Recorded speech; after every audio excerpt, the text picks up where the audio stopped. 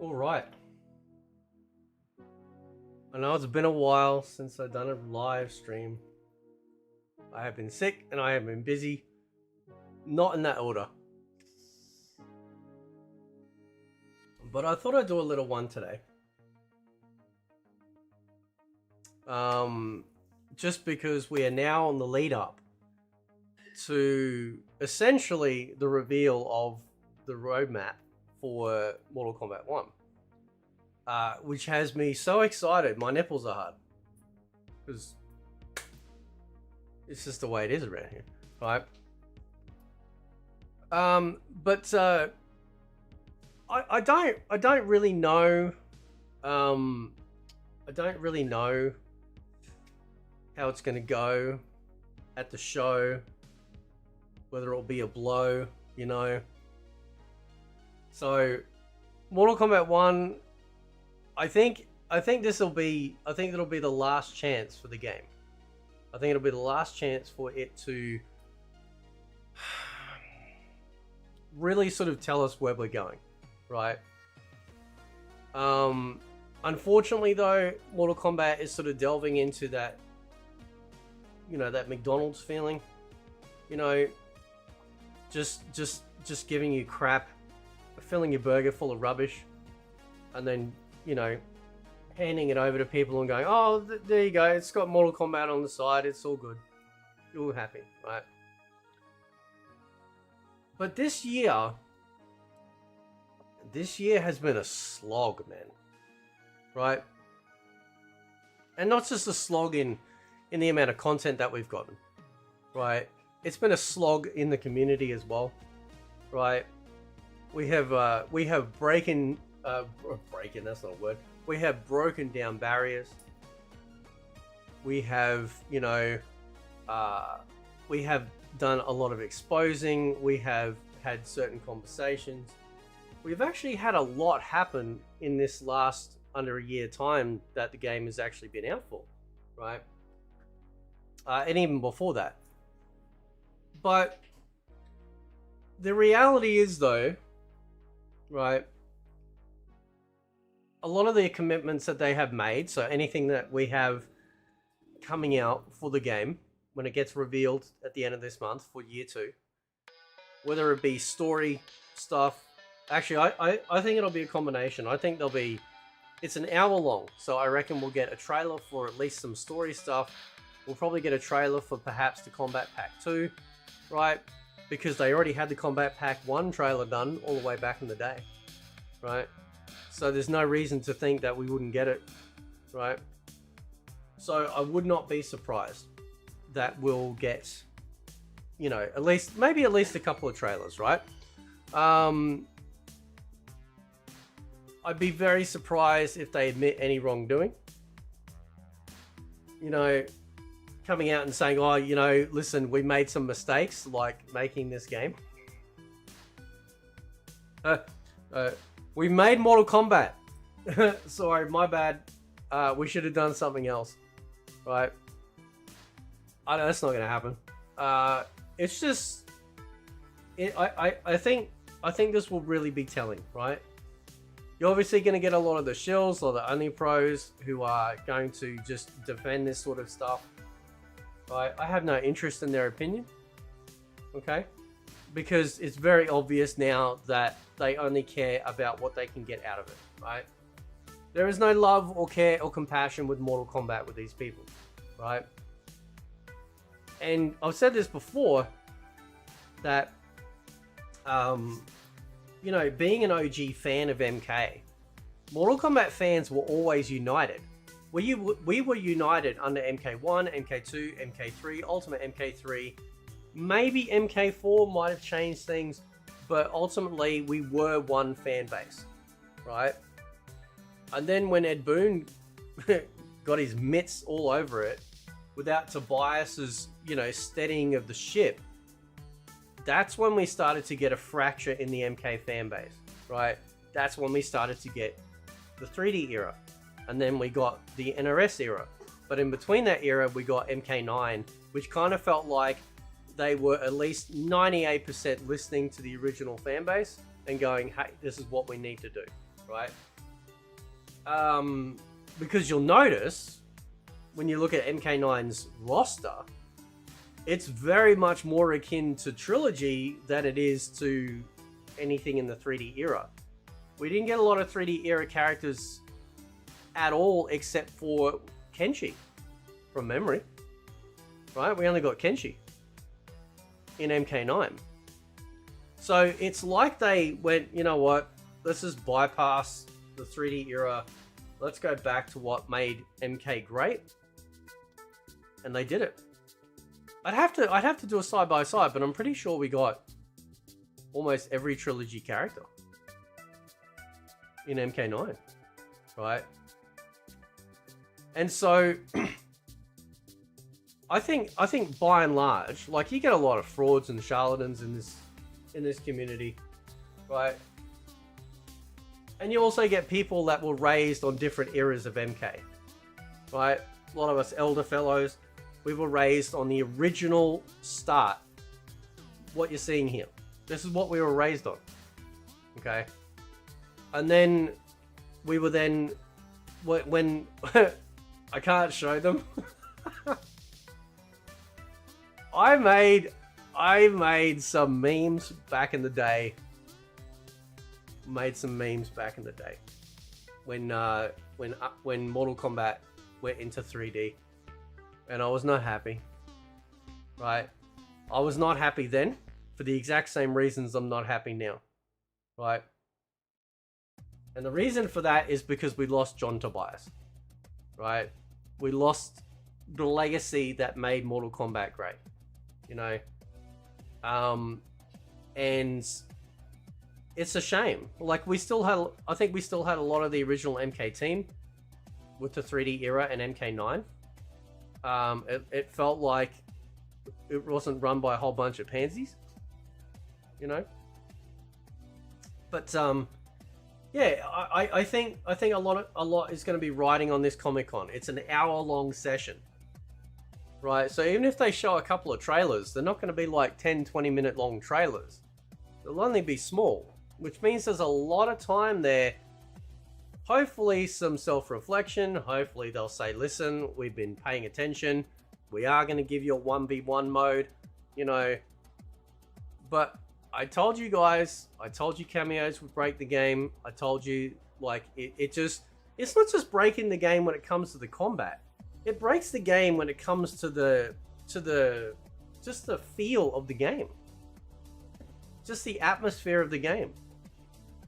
Having some dickhead run out and do something and then run off, it's just weird. Like, it's just fucking weird. It's always been weird. It will forever be weird, right? It just doesn't suit, right? And I would love to know whose fault that is. What clown over NRS somehow managed to convince the entire team that taking a mode that would show up occasionally, what was it? Occasionally show up in the Towers of Time mode, right? In MK11,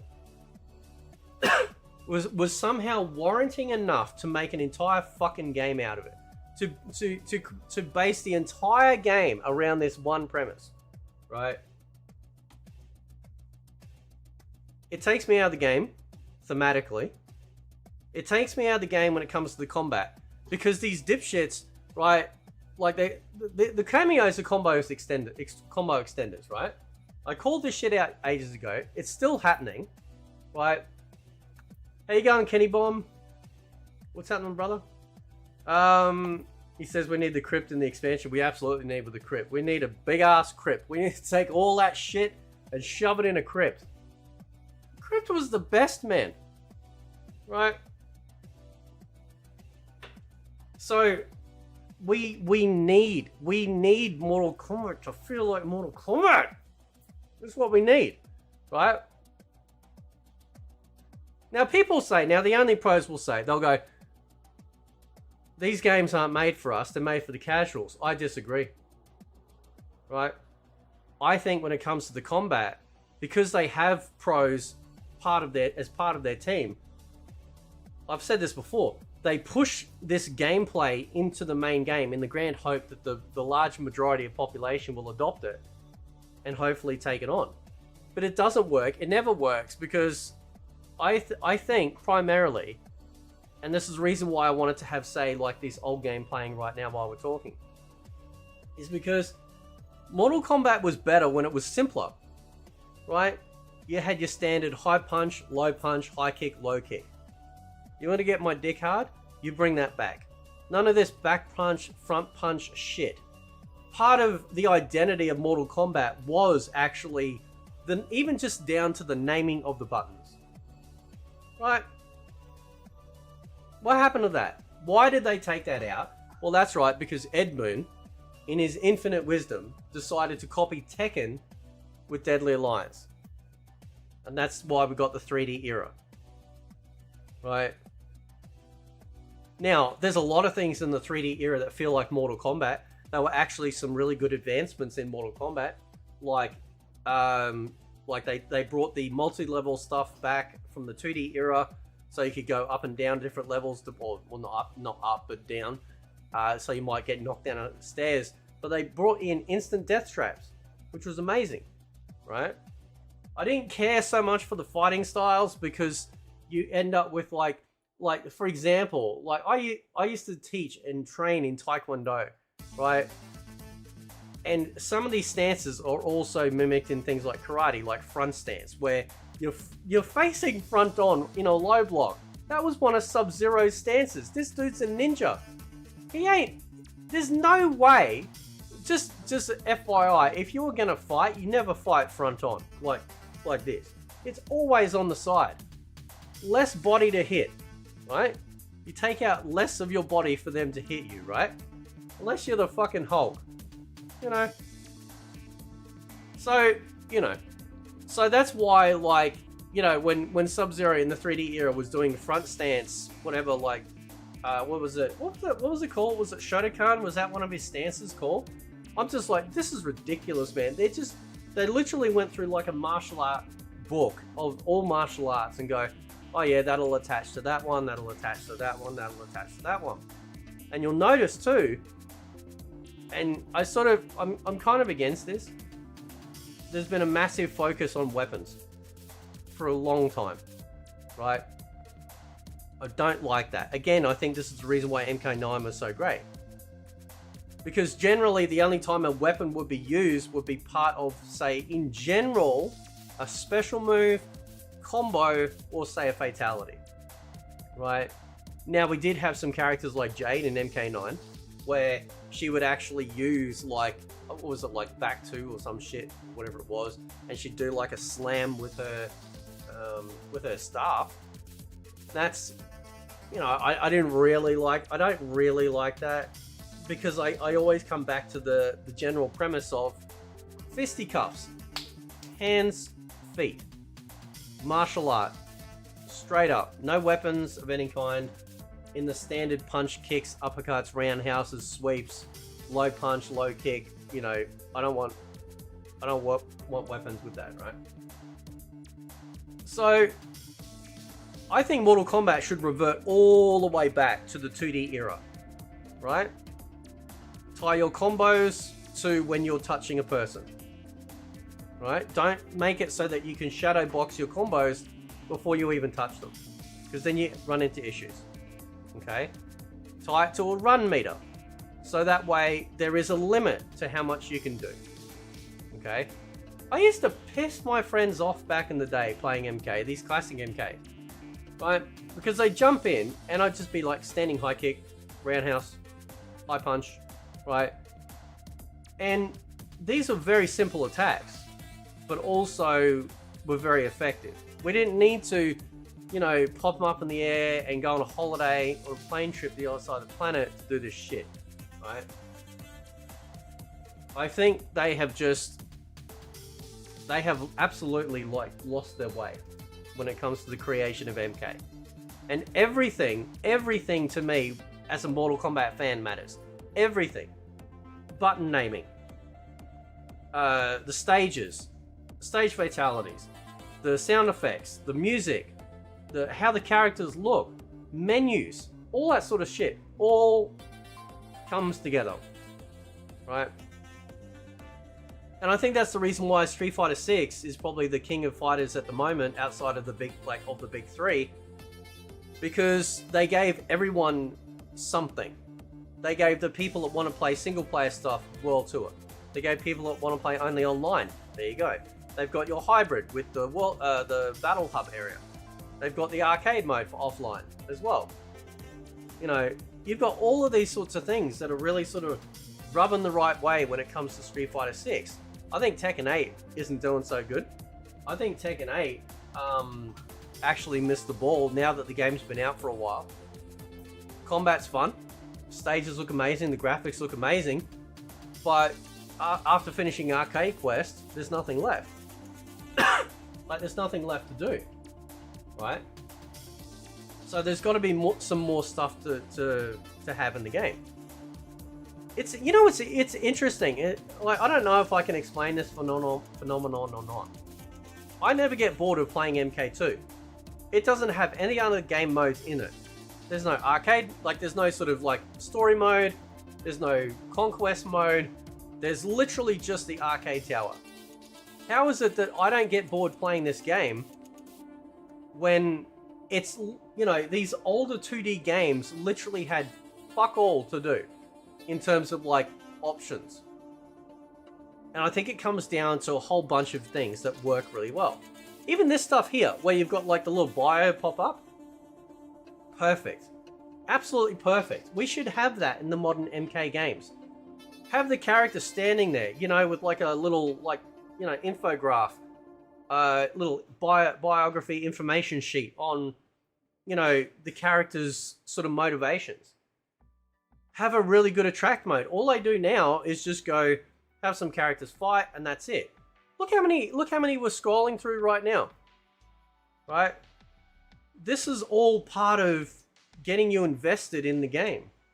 Even how many, I have to ask you guys, how many times, right, have you guys had like these older MK games just running in the background with the music playing? You know, or you're just having it playing in the background. You know, you're listening to them fight. You can hear the music. You know, it's very cool, very atmospheric. Christ, even one of the worst, like one of the worst gameplay-wise MK games, which is MK Mythology Sub-Zero. Some of the worst gameplay ever, right? Because it's very fiddly. amazing music, amazing sound effects, right? Amazing stages, atmosphere, right? And they've had a really good layout for their story, going from the, what was it, the original temple, I think it was, all the way through to, what was it, Shinnok's fortress, right?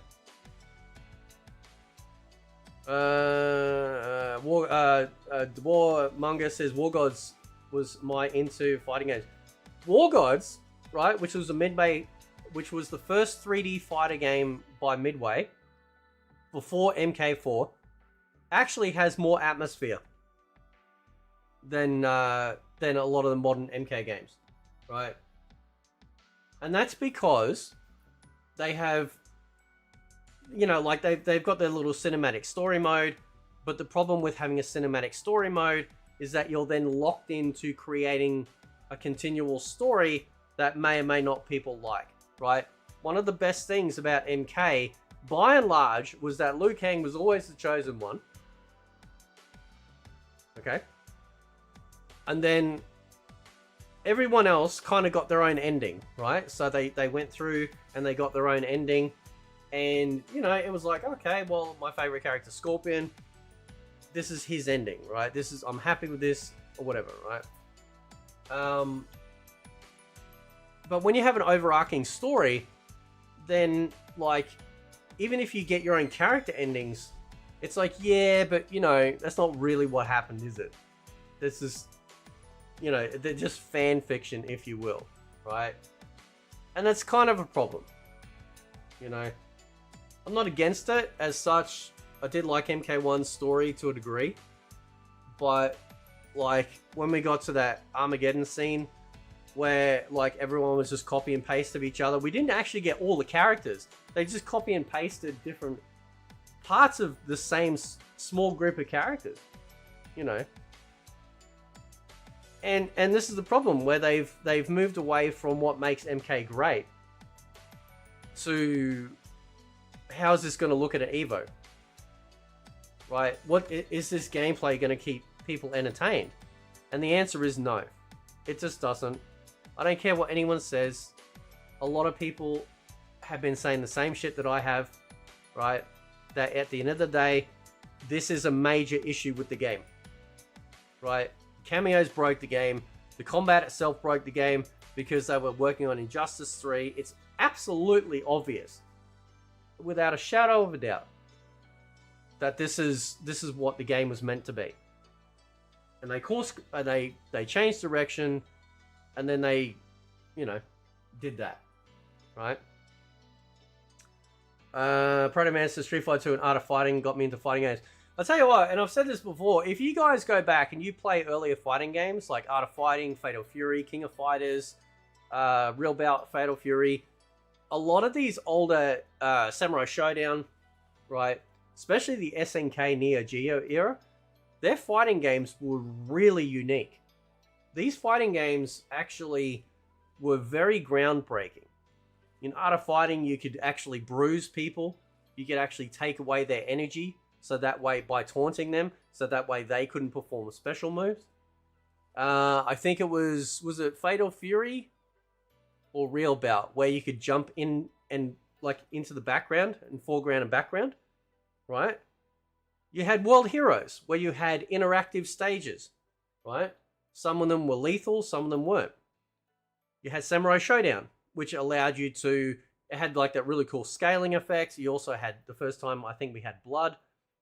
You could also perform essentially a light fatality, if you will, you know, on a character at the end if you got the right slice or poke done. So, and then of course we had King of Fighters, where you could actually have a team of fighters. So that was kind of brand new for back then. SNK were really killing it. Like, in comparison, they were really killing it, right? And I always have, I have a special place in my heart for SNK. They were amazing, right? So, I think to save Mortal Kombat 1, to truly save it, to keep its longevity going, I think they, and I don't think they will, but I think I think they need to give us a 1v1 mode. Right? The experiment has failed. Okay. When I was playing Kombat League to get the Order of Darkness skin for Reiko, which is on Grandmaster level, right? The amount of aids that I got from playing that mode is ridiculous, right? How you going, Breezy? Hello there, Space Cowboy. That sounds like a... Sounds like a Cowboy Bebop reference, but I could be wrong. Could be wrong. There is a song. There is a no. I think anyway. No, there's a really good Japanese like song from an anime. Yeah. Anyway, that's a whole other conversation, right?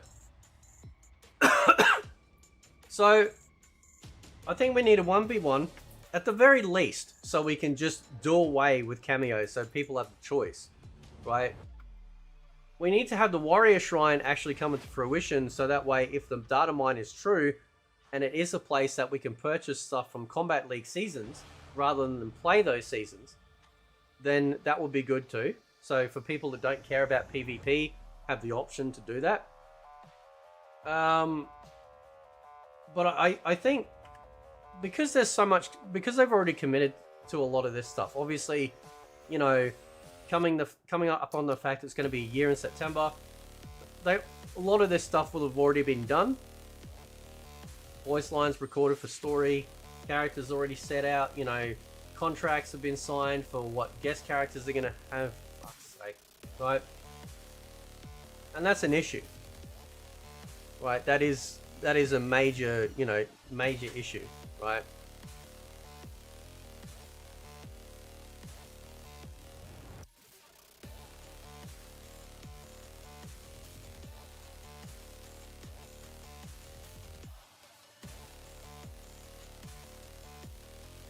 So, it is disappointing.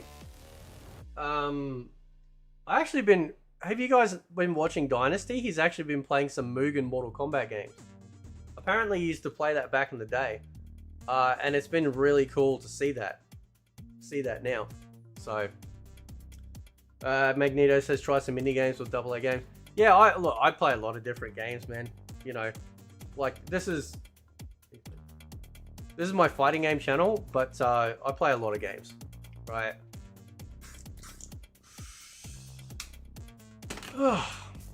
Fucking COVID. Anyway, yeah. So no, I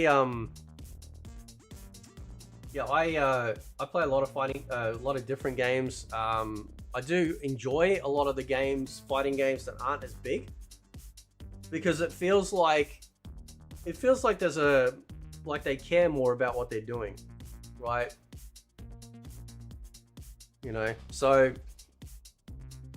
but, you know, lo and behold, like, you know, a lot of us were calling this shit out for a long time about, you know, it's not hard, like, I mean, and I'm not sort of being disrespectful when I say this, but like, and I don't know if it's an age thing or not, but like, as you get older, you start to see things, certain patterns, the way that things go. And I've been watching this with Mortal Kombat for a really long time under Ed Boon's governance. And, you know, like MK9 was just a shock. Right? But yeah, I don't know. Breezy says, what's your favorite fighting game in terms of presentation?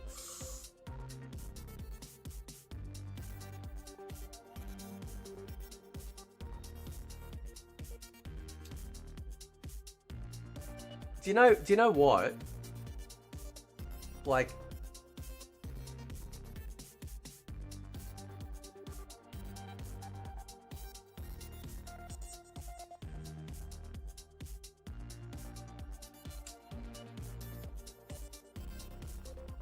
I want to say like Samurai Showdown 2. Right? Because when you light up a Samurai Showdown game, what do you get? You get that music, right? All the Japanese writing and the English text with the Japanese voiceover and the music, you know, and the character designs, the stages. I don't know, man. Like, Samurai Showdown always really, like, yeah, really. There's a big love there. I don't know why. Plus, also, by the way, when you think about it, also, it was also one of the first fighting games with weapons.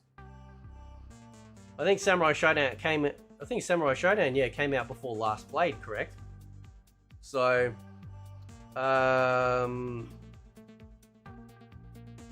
don't know. There's something very, very atmospheric about Samurai Showdown. You know, even the little sound effects and you know, when it starts with the umpire with the flags, he's like Nippon, you know, and when you hit him, like the flag comes up to indicate who won, and yeah, I don't know, man. I'd say that. Like, don't get me wrong, like MK1, MK2, like they got good presentation as well, but I think there was, I don't know, like Samurai Showdown was amazing. I used to love playing that when that came out, because I didn't play a whole bunch in the arcade, but I played a lot when it came out on the Mega Drive. Did Samurai Showdown did Samurai Showdown 2 come out on the Mega Drive? I think it did. Let me check. What have we got? No, it didn't. So when did it? So it had Samurai Showdown and Mega Drive. I know. What else did it come out? Did it come out on the SNES? Would you like to see Samurai Showdown characters appear in MK? I mean,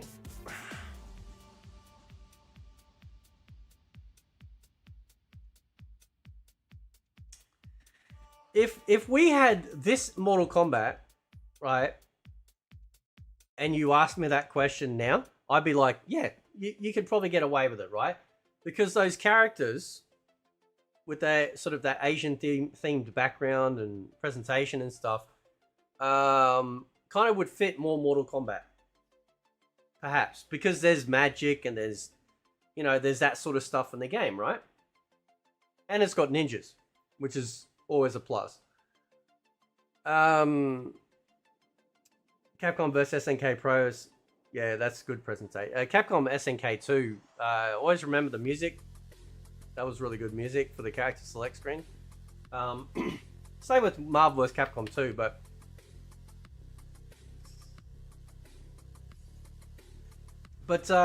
if you did it now, I don't know. See, that's the thing though, because like Mortal Kombat doesn't feel like Mortal Kombat. I think crossover characters from other fighting games really need to suit, right? That's why Terry and Mai fit in Street Fighter, right? Because there is actual connective tissue there with the creator of Fatal Fury and the creator of Street Fighter, right?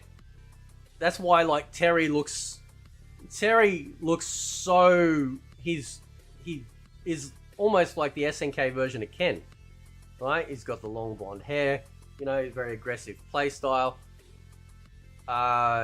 He kind of fits because the guy created, like, had a hand in both games, if you will, right? So, somebody else, Doomslayer said, when you mean you want MK to go back to the 2D era, do you want to fight like they do in 2D with a simple moveset? Yeah, actually, I actually kind of would prefer that because, I always sort of, like, obviously you can always do combos, right? In the 2D ones before MK3, you know, the combo was just like, you know, say jump kick, harpoon, uppercut, or, you know, or you could do high punch, hop kick, you know, maybe tag on a special move after that. If you're in a corner, maybe a high kick or roundhouse. But ultimately it all came down to like, you had like your standard punch kick moves, which everyone could do, right? By and large, they were mostly effective against every character. In MK2, there was some changes. Characters like Shang Tsung, Kung Lao, Liu Kang, Baraka had very, very, very strong kicks, like jump kicks, right? Very strong jump kicks. And not everyone could uppercut them out of the air, right? So, and it's the same thing, like, you know, like some of the high kicks, roundhouses were a lot more effective on certain characters than others. You know, some would have a bigger reach, bigger swing, right? So I think from memory, I think Shang Tsung's roundhouse was almost like a hook kick rather than a full, you know, spinning heel kick. Like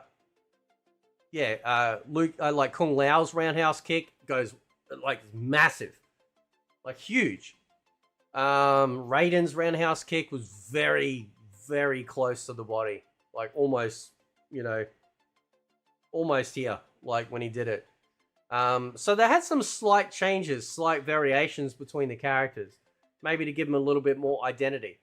And that's probably the furthest I would go, right? You could bring back your dial-in combos from MK3, and that's it. And at least you knew then every combo that you could do, right? And every combo you could block. You knew that if you're blocking, you didn't have to worry about trying to go high and low, you know, to block the combo. That's the one thing I hate. I hate it. The fact that, like, the sweep kick was the low attack, right? The sweep kick was the low attack to be careful of, right? But it was telegraphed enough that you could be fairly fast in blocking it, yeah? And it was the only low attack you had to worry about. If you were blocking, like, there's that Liu Kang combo in MK3 where he kind of like does like these three like close-up punches or whatever, and then he kind of goes low. He goes bang, bang, bang, bang, right, with his kicks. Now you don't have to hold down block and block to low, like to block the low kick. You can just stand there, right, and that was fine because you'd already blocked the first hit, so you were just taking the rest of the hits. Now because there's chip damage, that's perfectly okay, right? You're like, you know, if you're going to block the whole thing, yeah, the compensation is that, yeah, they're going to take some damage off you regardless. Unless you let go of block in the middle of it, which I don't think does anything. I have to check. Anyway, I don't think you suddenly just open up. But the combos were fast. They were locked in. You didn't have to worry about trying to block high and low. You had your standard normal martial art attacks, and then you had all your special moves. And the special moves were really the things that set you apart, I think. Mortal Kombat to me is a ground game, right? Flying all over the air and keeping people up in the corner for God knows how long. That feels very alien as an MK fan, you know. And I think like I think there's too much. Unknown Subject says I heard Samurai Shodown doesn't focus on combos. Is that true? I'm not sure actually. But that's a good point to raise. I think there's too much focus on, you know, on combos, right? I think fighting games are so focused, hyper focused on combos now. Like in Grand Blue, like, yeah, you can combo king, or you can, you know, play a little bit more conservative, or sit back and, you know, use special moves or whatever. Like, I feel like I've got a sort of a lot of freedom in Grand Blue over, you know, other like fighting games like Mortal Kombat or Tekken, right? And you know, there's a problem with Tekken when even like the Tekken pros were calling out the aggressive playstyle of Tekken 8, right?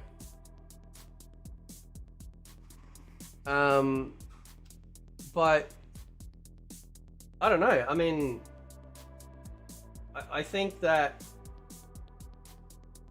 Mortal Kombat to survive, I don't know. It just depends. I think we need a 1v1 mode 100%. MK Armageddon had air combos, yeah. And I was trying them out the other week, and they seemed better. Yeah, they seemed better. And I think they were still restricted. Again, like, you're going to have people out there like the Condiment Twins and stuff like that going, oh, well, I can do this infinite, I can do this infinite, I can do this. Yeah, but they were like the exceptions to the rule. And those infinites would have been patched out back in the day. You got to remember, we didn't have the ability to patch games back in the day, right? When you bought the game, that's it. If it had an infinite on it, it was an infinite, right? I'm pretty sure that if they brought those games out now, they would patch them out, right? So those things are just they're not like a they're not part of the gameplay. They're a bug, right? Because an infinite is not good, you know. So I don't know. I would definitely scale things all the way back if I had any say whatsoever. I would scale it all the way back, right? I mean, you play Street Fighter 6, you're not doing combos, you know, out in the middle of nowhere, right? You've got to touch the person to start enabling your combo path, right? I just never liked that. They brought it in with Deadly Alliance, copying Tekken, and then it never left. Right? So, you know, it's just, I don't know, it's just a pest. But we definitely need a 1v1 mode. 100%. We need to know what the Warrior Shrine's all about. So that way, if it is what the data mine suggests, and it is tied to Combat League, like getting stuff from Combat League, that will be handy. So people can get stuff without needing to play that AIDS-inducing game mode. I think the stages need to have stage fatality. Like the stages in Mortal Kombat were a cut above, say, other stages in fighting games because they had the ability to kill someone with it. So we need that back. We need, like, the stages themselves are like a character in itself, right?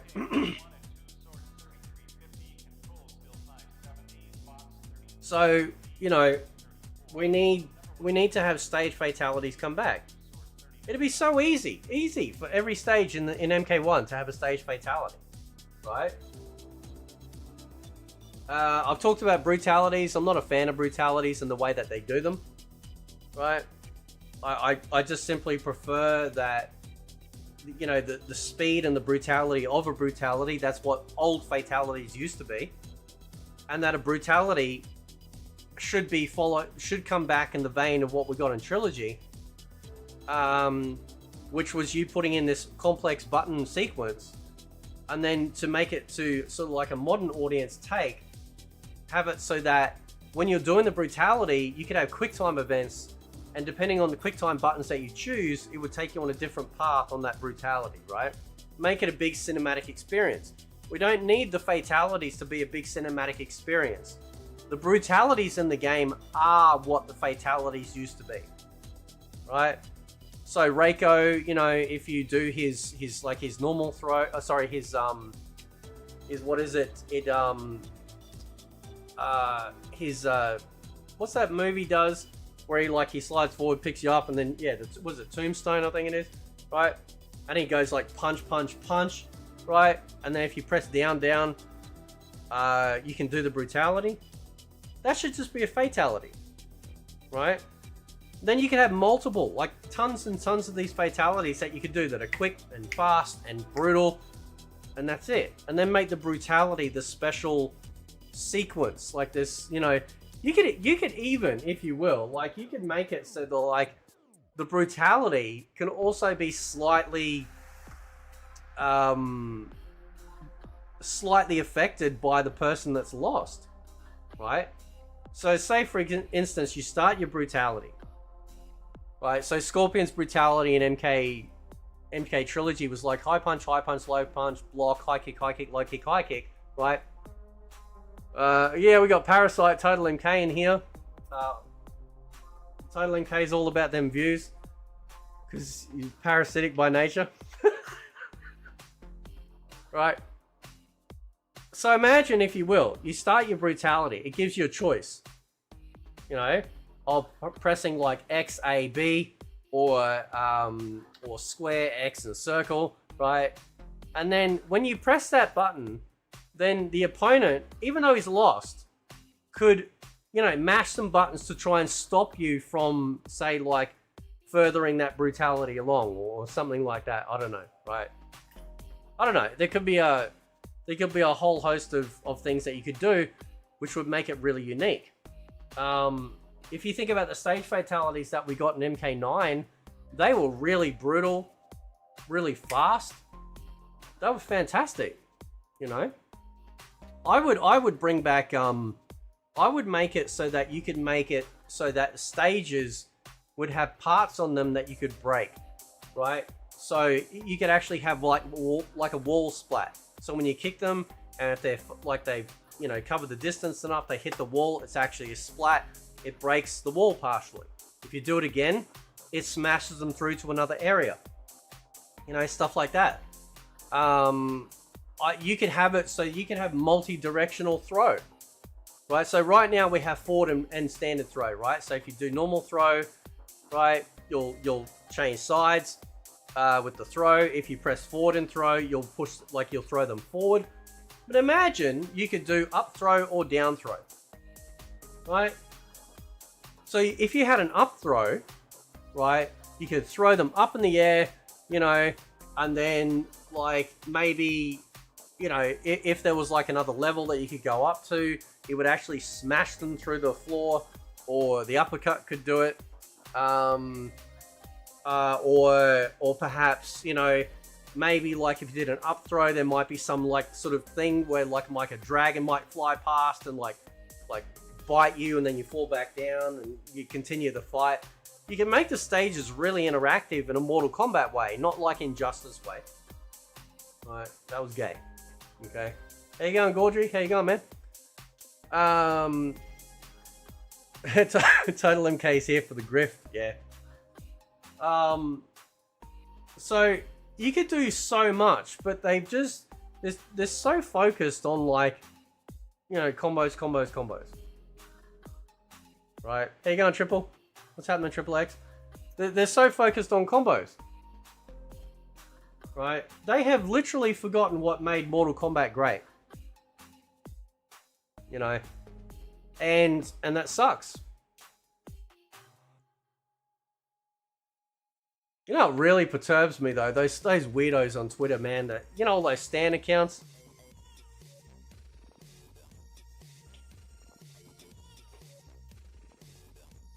Remember those the stan accounts on Twitter? Sitting there acting like Jade's a real character, and if they don't get him in there, they're gonna cry. It's fucking weird, man. Right? I mean, I like boobs in my game, but I'm not crying about it. Like, I'm not gonna, you know, cry about it, you know, in the capacity that they do. I do actually have a video coming out. Somebody got offended over MK9, so it gives me an opportunity to talk about MK9 again, right? But yeah, I mean, this is the thing. Like, this is one of the reasons why I fell in love with MK over other fighting games, was it because it kind of felt like there was more of a cohesive story, right? You know, Street Fighter was very kind of all over the place. There wasn't really sort of any central story. Tekken had no story, just like sort of weird, funny endings. You know, I'd actually argue SNK fighting games actually probably have more story outside of Mortal Kombat as well. It always kind of felt like they had a little bit more storyboarding going on with SNK fighting games. But yeah, I think, yeah, we this, like, for example, like this stuff here where you're showing the bios and stuff like that, you know. You know, when a stage started, like the armory stage here would start, you instantly hear the music. Like, the music was just as much of a character as the characters you're using.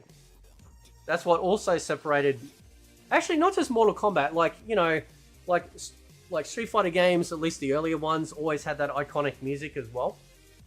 And now they go with this cinematic score shit, right? It's just really bizarre. you know, Jar says, just wondering if you think they'll remove Cronus Zen from MK1. It depends how on the up and up they are, you know, in regards to that.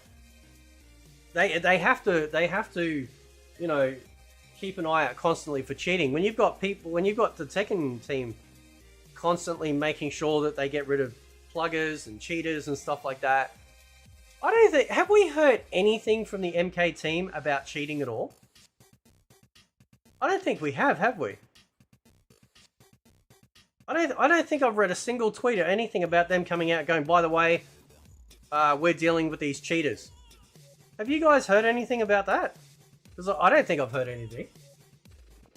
And that's very telling.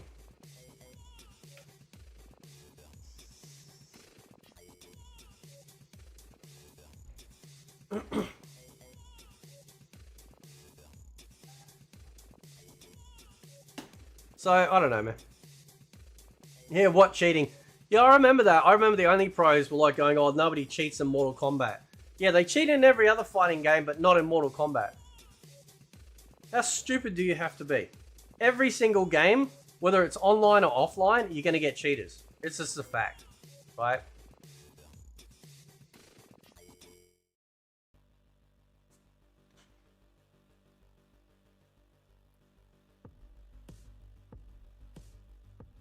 I mean, think about it, right? Like, this is the company that for the 30th anniversary of one of the best known fighting games of all time gave us a fucking thank you video.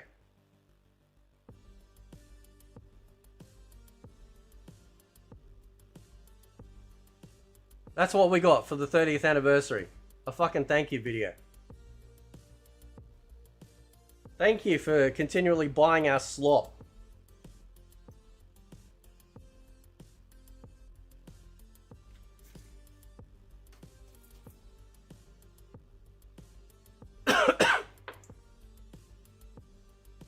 We absolutely 100% need, like, we like, yeah, listen, man, you never know. They might announce some classic shit.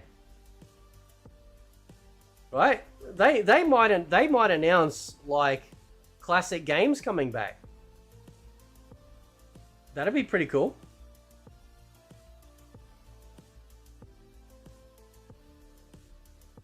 I'd be down for that.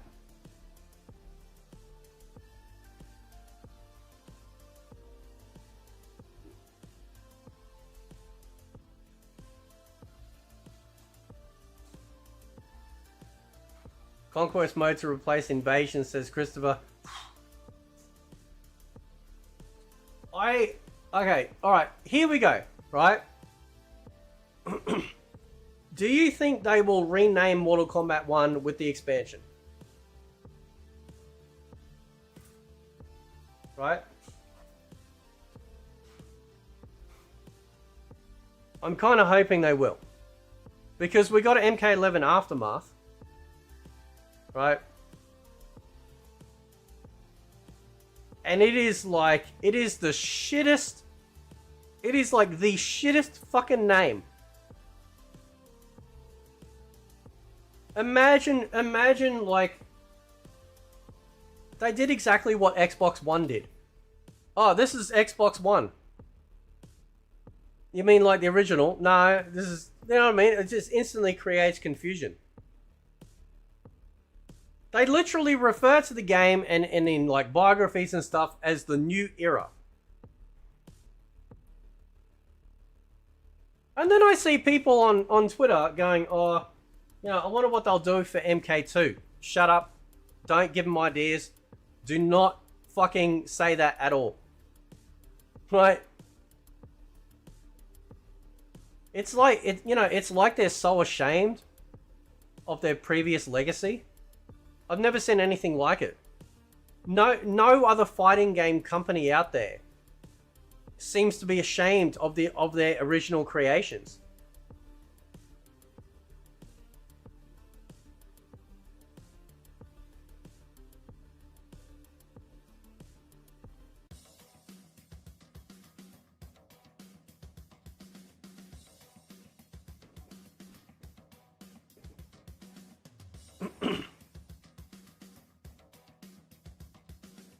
It's so. Do we have? We don't even have Toasty anymore, do we? We don't have Toasty anymore, do we? That's terrible.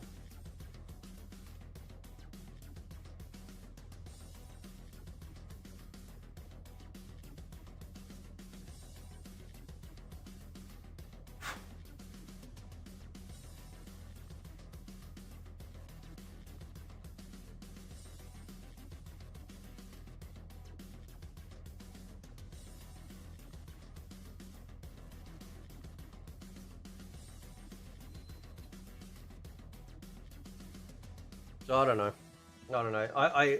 It's going to be really telling because in order to get the story DLC, they need us to buy it. They have to make it attractive enough for us to buy it, right?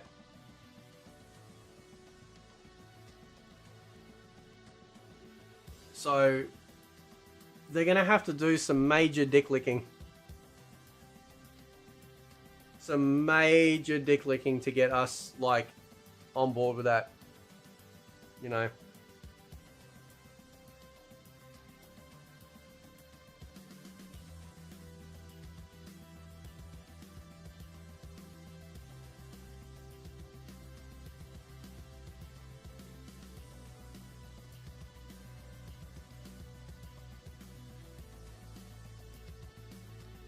Yeah, the story DLC doesn't sound too hot. And that'll probably be it. Like, I don't even know if we'll get anything else. Right?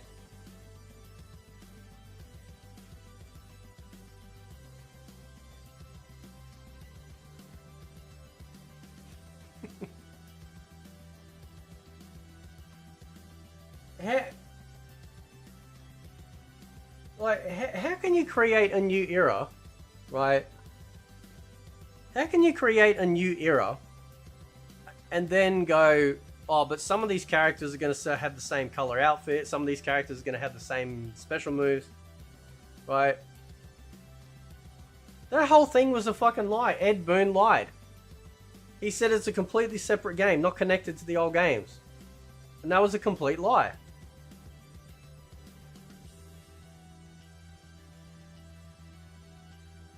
I fucking, you know, if they didn't have the cameos in the game, I'd probably tolerate it a little bit more. Right?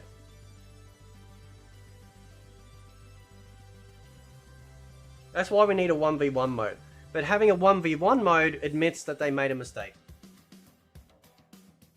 They would then have to acknowledge that they made a mistake.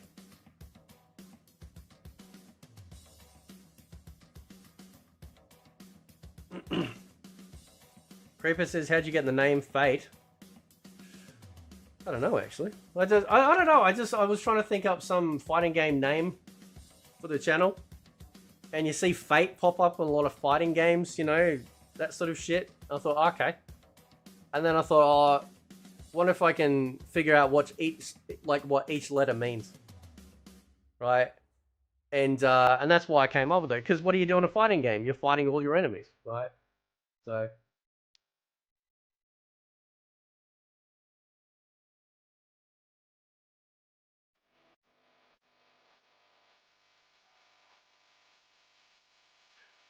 did I hear about the leak of the fifth Legends movie taking place in Edenia?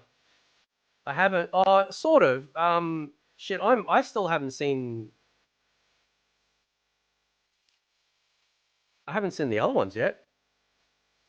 I haven't seen Snowblind. I haven't seen Cage Match. I haven't seen Battle of the Realms. I don't think.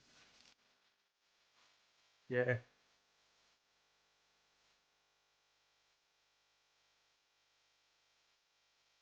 This is why I don't take Only Pro opinions seriously anymore. After talking to a few of them, most of them don't care about the quality of the game, right?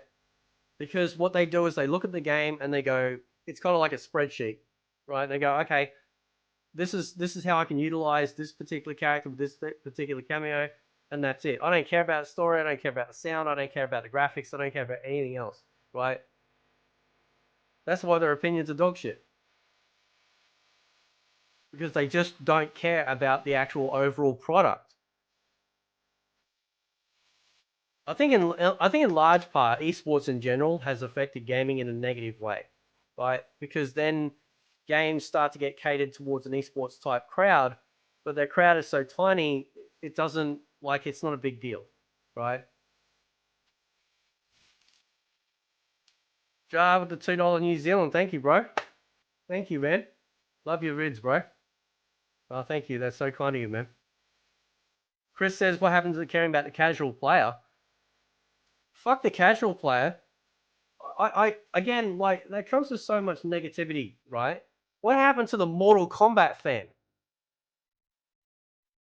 right? What happened to the Mortal Kombat fan? Bro, I remember waiting outside of a game shop in, like, where I live, right? In the city. I went all the way into the city, right? And I remember waiting outside the shop for MK3 to get launched on the Super Nintendo. Because that was going to be the best version to get, right? I remember waiting for the MK Trilogy game to come into the shop. When I was working at a game shop. I remember just waiting, like MK Trilogy, I scanned every single conceivable fucking piece of media on that game. I still remember seeing the very first character select screen. I think it might have been in a shit, man. Was it in an EGM? Was it in an EGM that it was?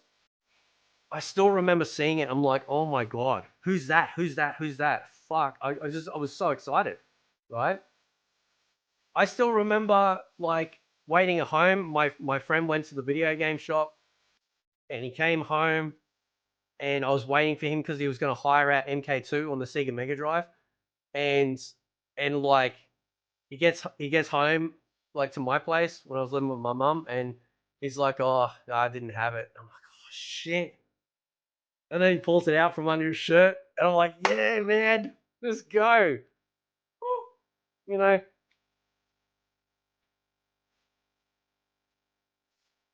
I remember all that. I remember all of that stuff. You know.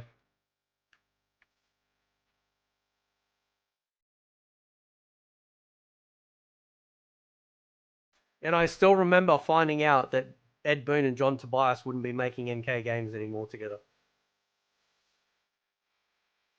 You want to talk about a Greek tragedy? Holy shit.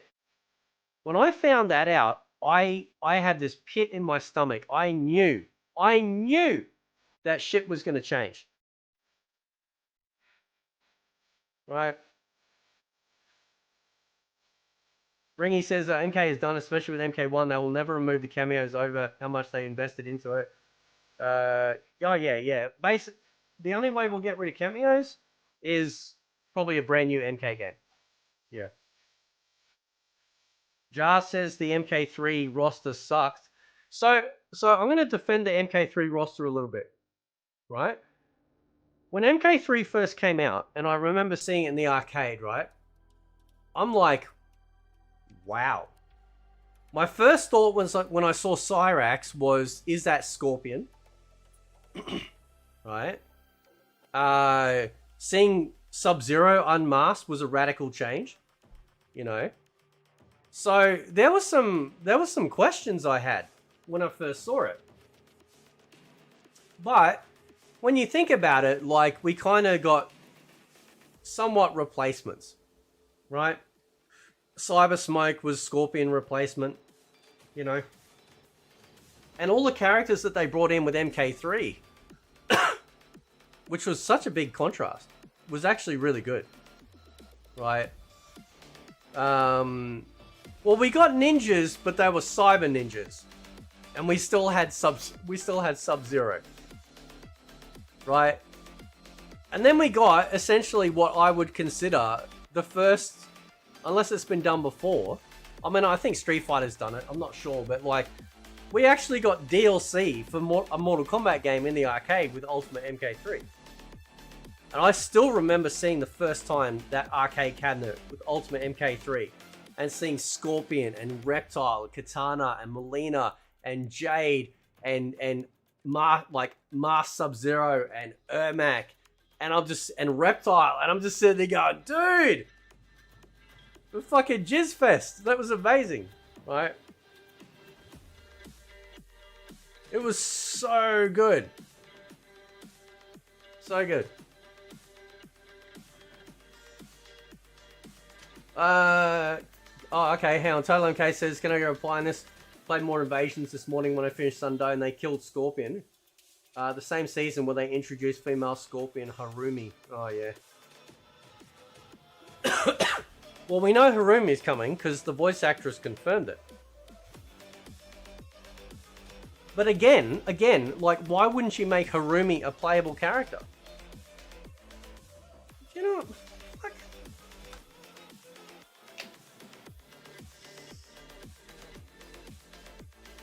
Would I care if the 3D games got remastered? Yeah, I'd be down for that. I mean, at least they felt more like Mortal Kombat games than what we currently have. I'm not a fan of the combat, right? Because it plays like Tekken, but the rest of the game, like the rest, like the majority of say Deception and Armageddon was great because they still felt like MK games, right?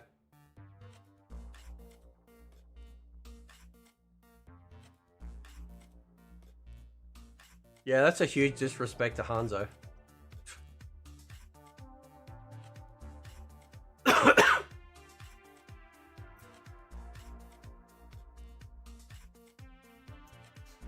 Huge disrespect to Hanzo, man. Right?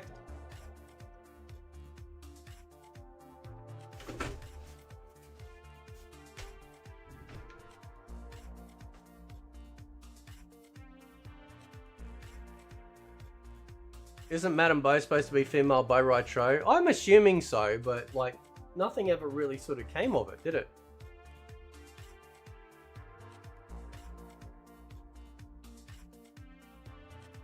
I mean, listen, like I've talked about it a couple of times. A Dada collection, Deadly Alliance, Deception, Armageddon.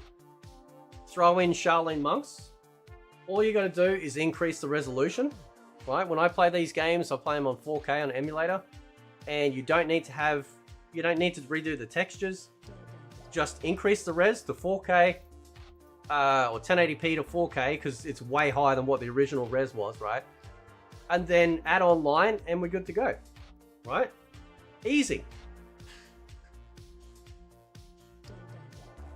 Easy stuff, right? Then you can do like a classic collection, which is like not only all the old classic 2D era games, all the way up to MK Gold, but you could also include all the home versions as well, which obviously would, you know, if you got MK Gold in there, naturally it would be, right?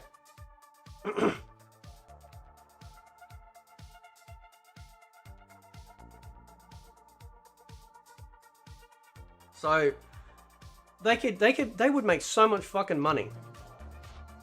I think the problem is though that they know that people would play this shit online more than the modern MK game. I do not believe that MK9 was delisted because of Freddy Krueger. Because we still have MK10 and we still have MK11 with non-MK characters in there. Right? I think it was delisted because they knew they had to force people to get onto MK10, right? They didn't delist Injustice.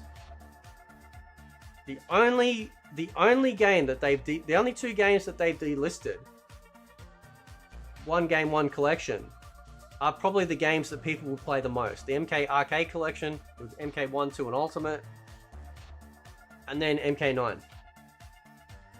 You got Killer Instinct over here, man, after 10 years. Getting updates to his network and stuff like that because it's still highly popular. And they couldn't do that with MK9?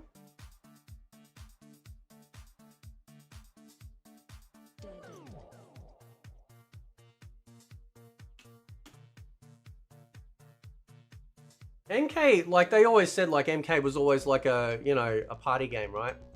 And it's true, because you just load it up. Blood, guts, you know, awesome looking characters, ninjas, hot chicks, whatever, do it, you know. And that was great. That was really, really cool.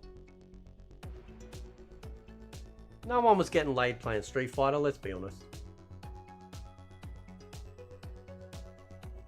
Let's be honest. right?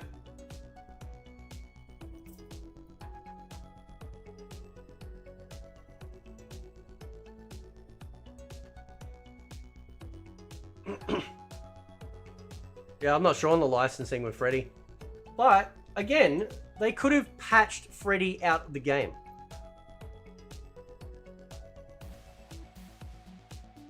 They literally could have, like, removed him from the character select screen. Right?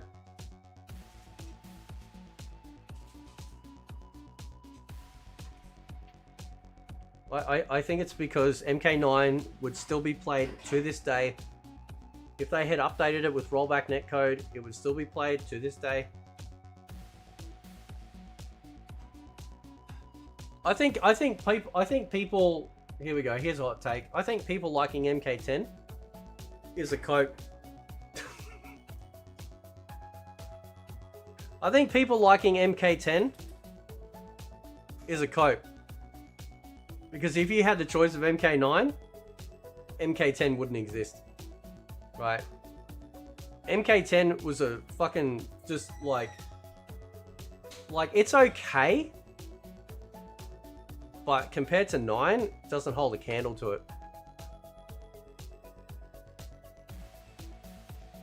And you could tell that they changed so much in MK10. They started covering up the women a little bit more. You know, the women's faces looked like somebody punched clay a few times and stuck it on top of a body.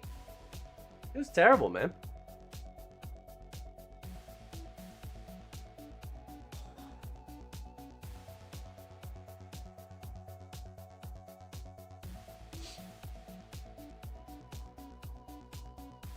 Shall we play some? I'll play a little bit of MK2.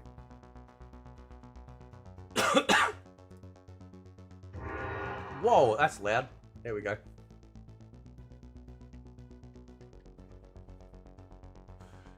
Try some reptile. Let's get some sound.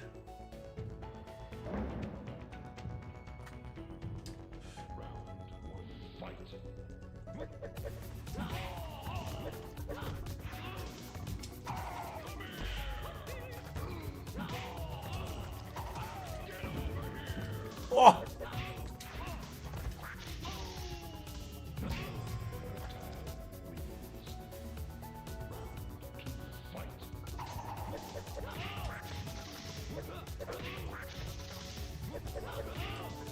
Can you talk? Oh.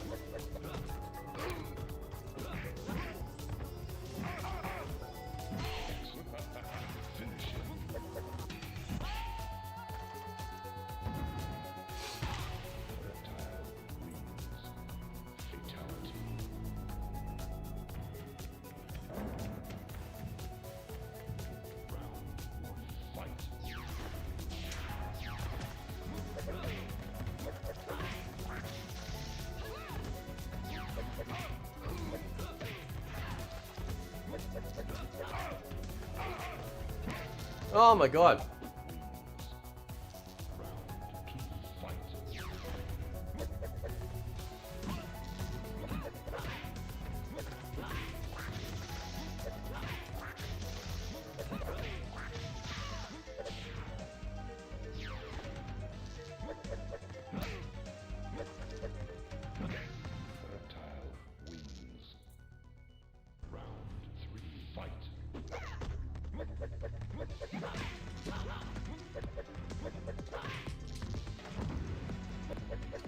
Don't block my balls.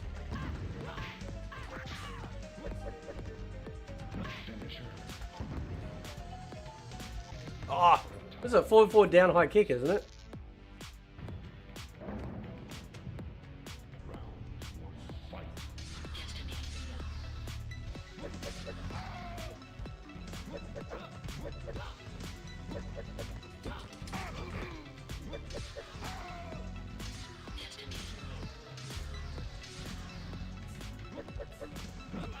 Oh, too close.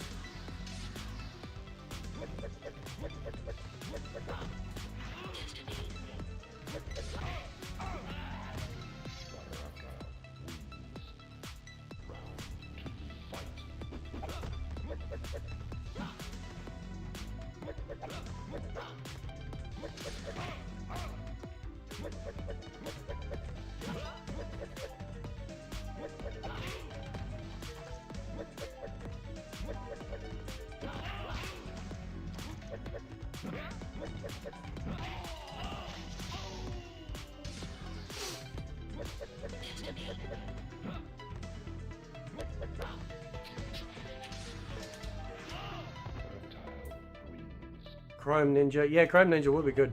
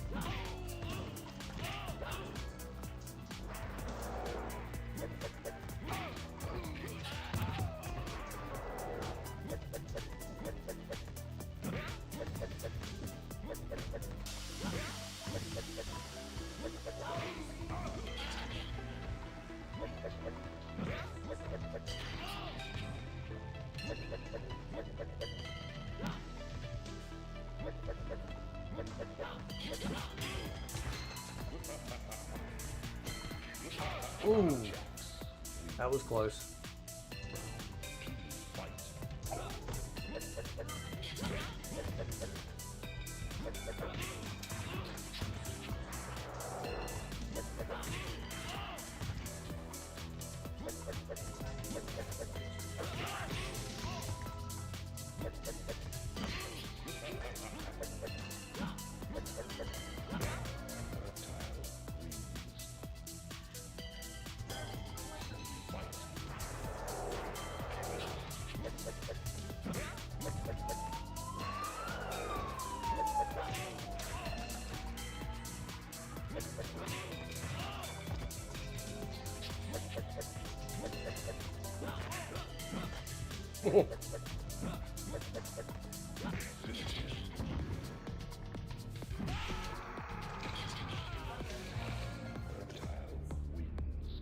Aww.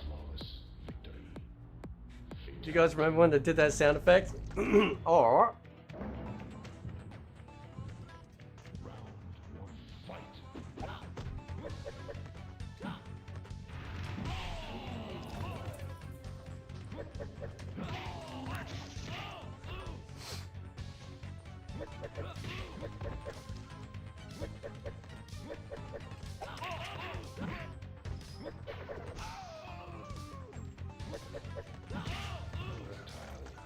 What's up, Fiction?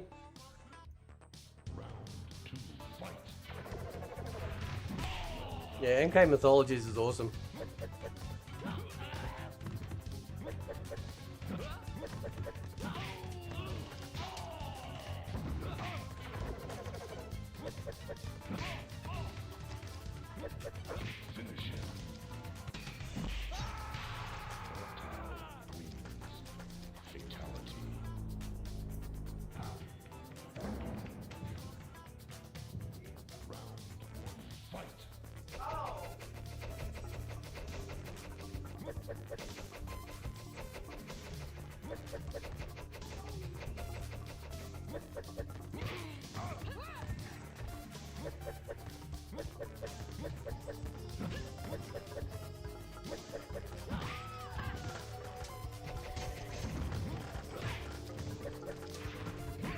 Oh.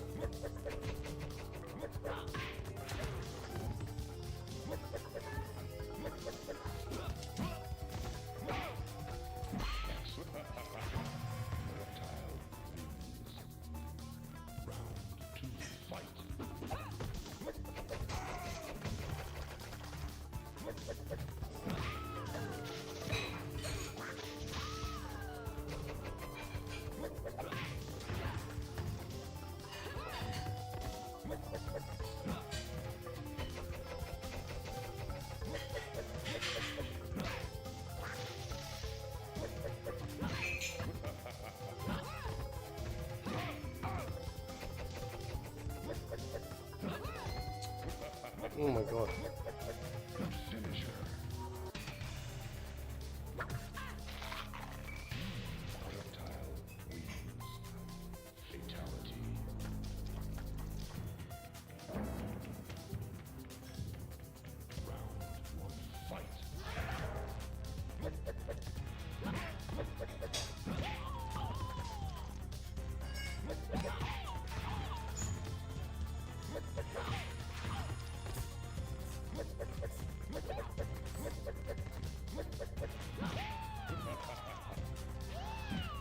Oh.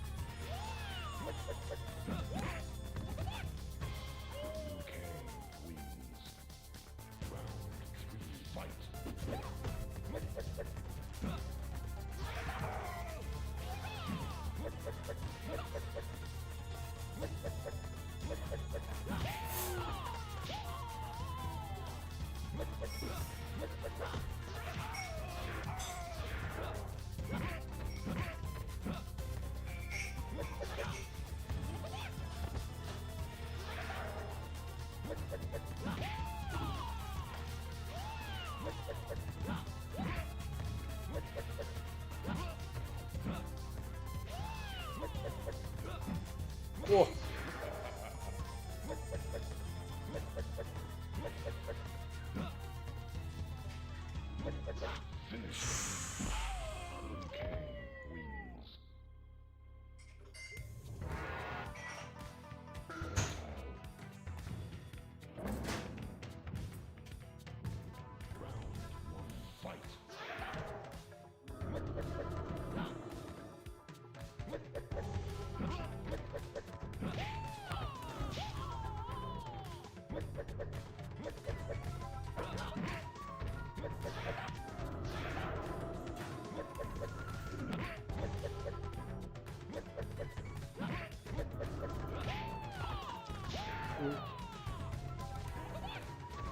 Okay. Just do it. Oh shit.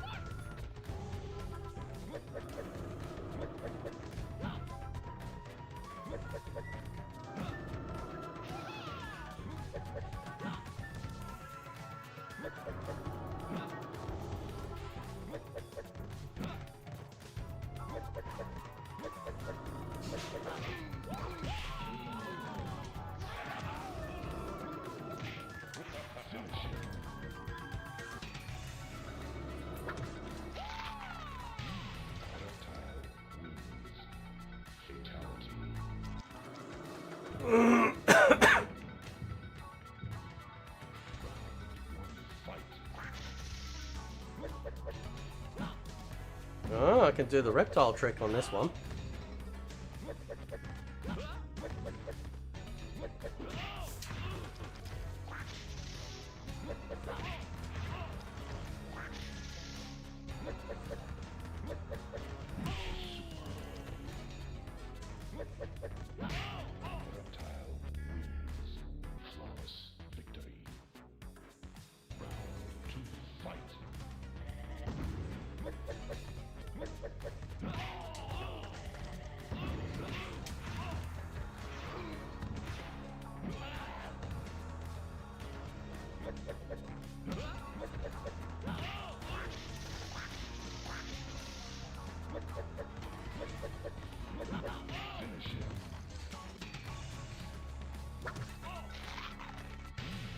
I'll start, make the floor move.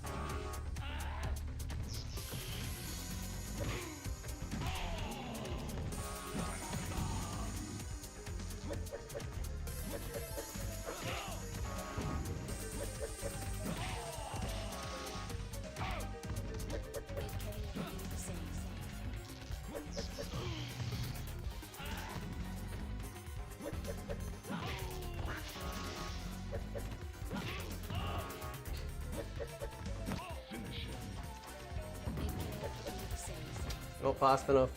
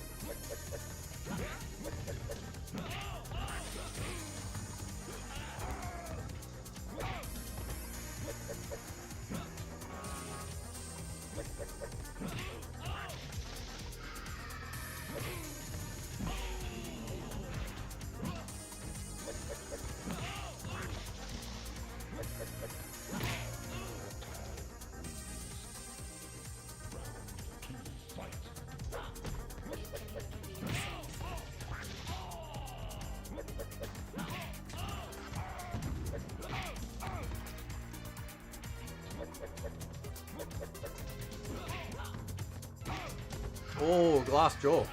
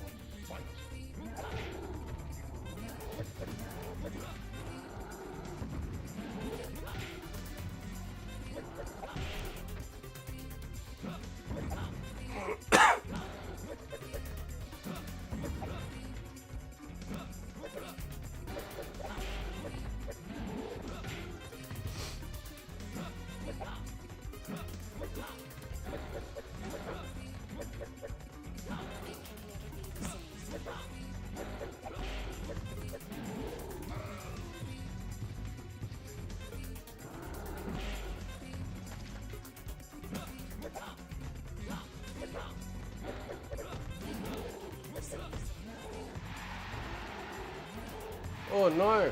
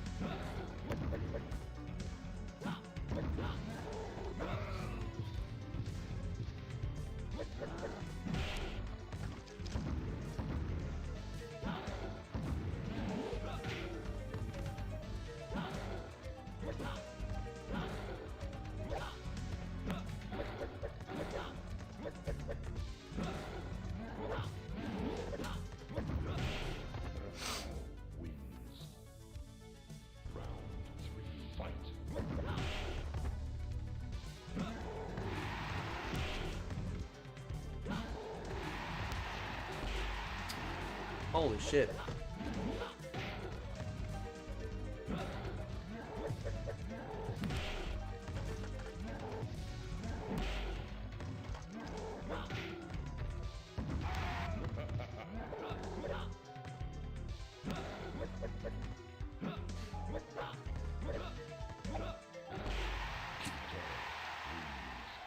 Bloody Kintaro.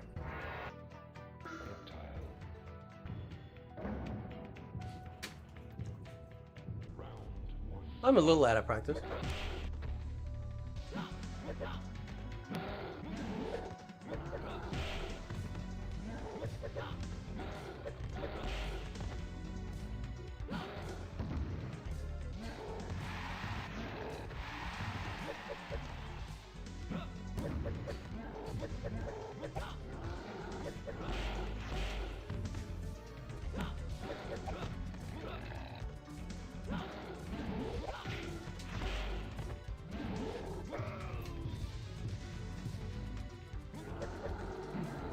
Oh,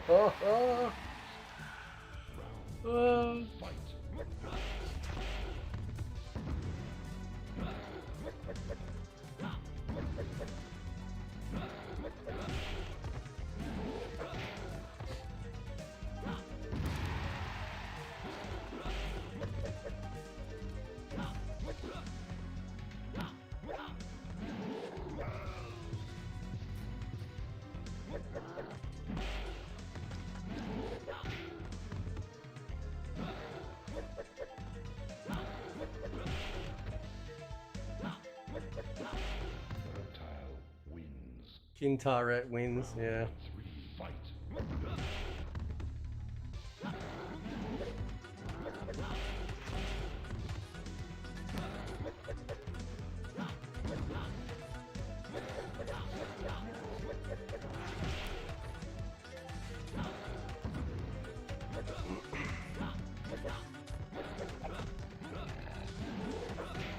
I love that Kintaro growl that he does. I thought that was such a nice touch.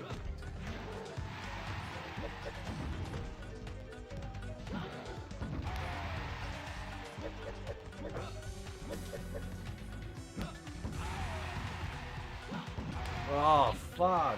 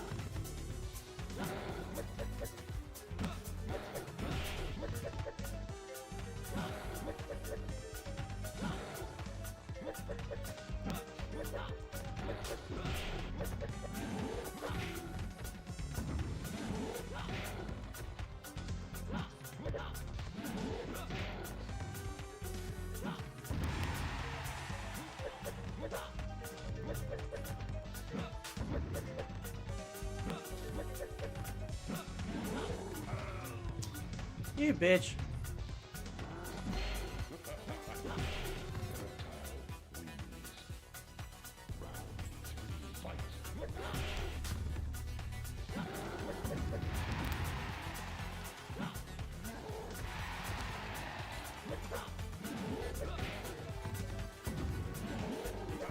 Oh shit.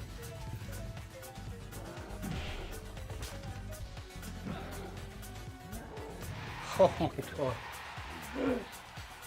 I'm so out of practice with Kintaro.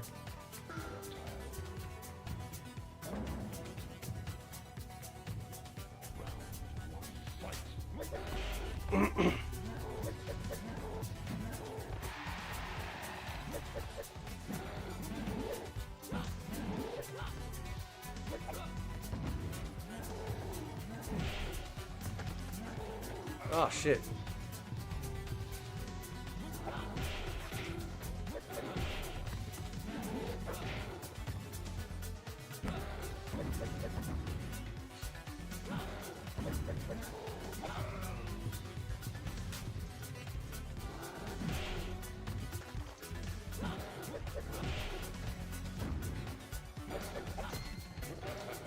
Ooh, that was close.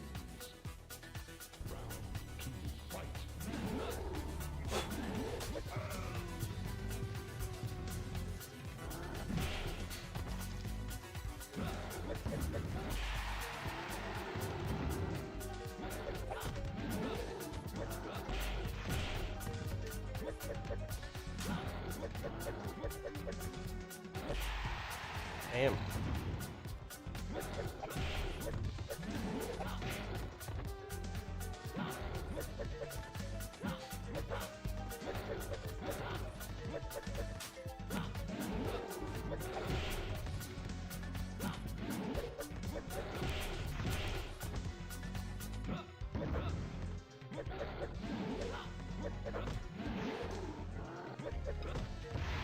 Oh.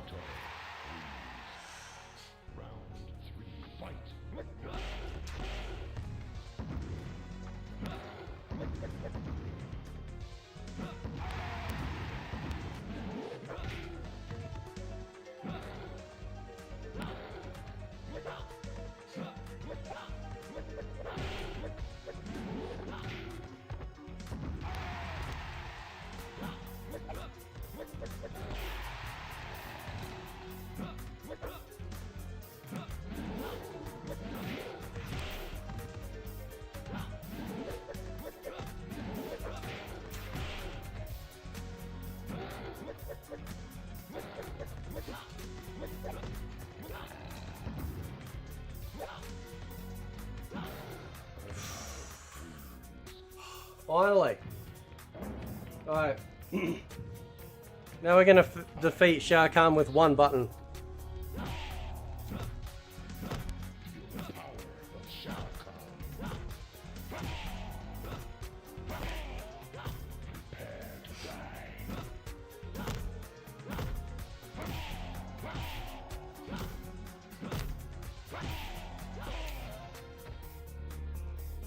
There's one button.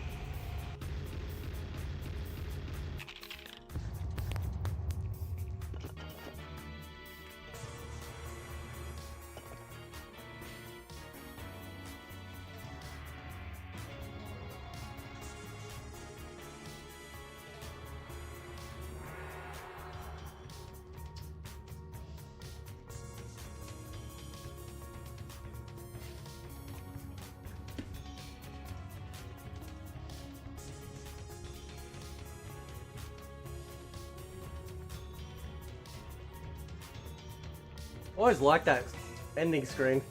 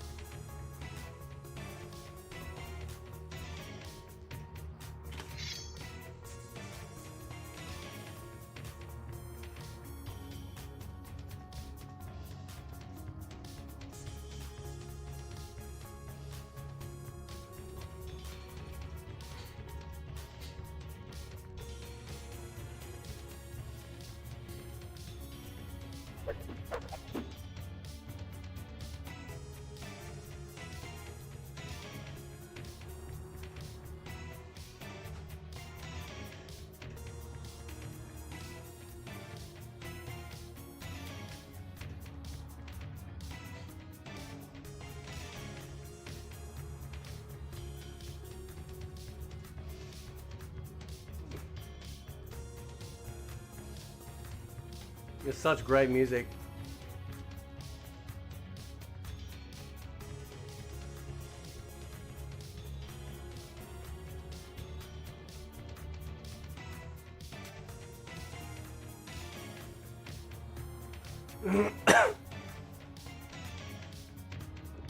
Thoughts on a Nugget in Kintara? Yeah.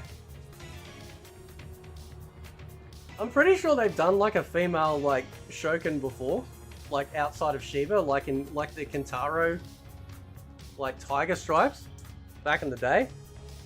I like how like NRS, they think they're so clever, right? They go, oh, we're so clever, we'll just change the sex. Aren't we amazing writers?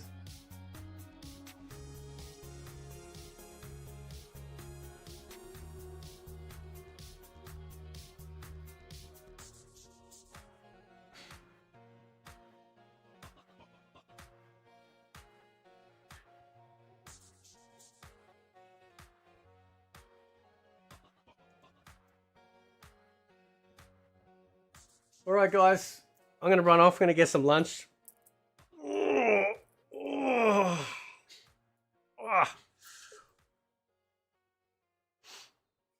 Trentaro.